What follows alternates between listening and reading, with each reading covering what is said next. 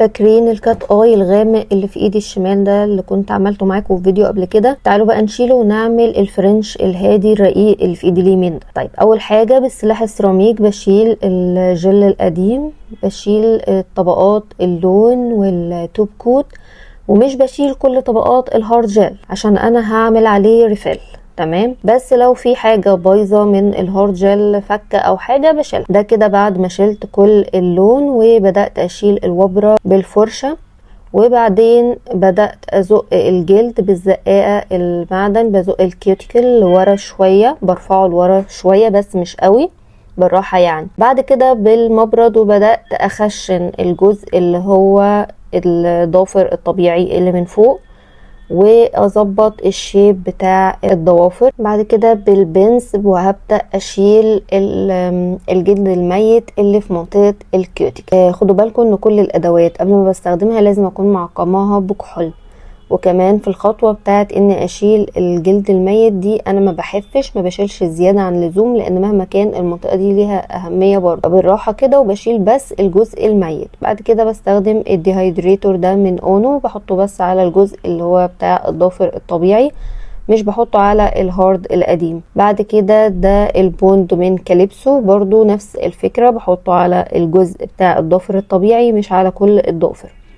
بعد كده البيز من SNS بدأت استخدمه، ده بحطه بقى على كل الضافر بما فيه الجزء اللي هو فيه الهارد القديم عادي بحطه على الضافر كله. وبعدين بالزقاقة الخشب لو في اي زيادة من البيز ببدأ اشيلها. الهارد جل ده درجة اسمها كفر، درجة حلوة قوي، بصوا لونها على بينك شوية كده، باخد منها كمية قليلة وابدأ افردها على الضافر، وبعمل البومبي بتاع الضافر بحيث يبقى التقل بتاع الضافر اللي ورا شوية مش لقدام عشان الضافر ما يتقطمش. يبقى انا غيرت مركز التقل بتاع الضافر في الرفال، وطبعا نشفته في الجهاز، وده شكله بعد التنشيف. باخد بقى قطنة وارش عليها كحول وابدا امسح التلزيقه بتاعت الهارد جel. الهارد جel حتى بعد ما بينشف بيبقى بيلزق شويه. دلوقتي هنبدا نرسم الفرنش. اخدت لون ابيض جيري بتاع الفرنش وبدات ارسم فرنش بكيرف كده شويه،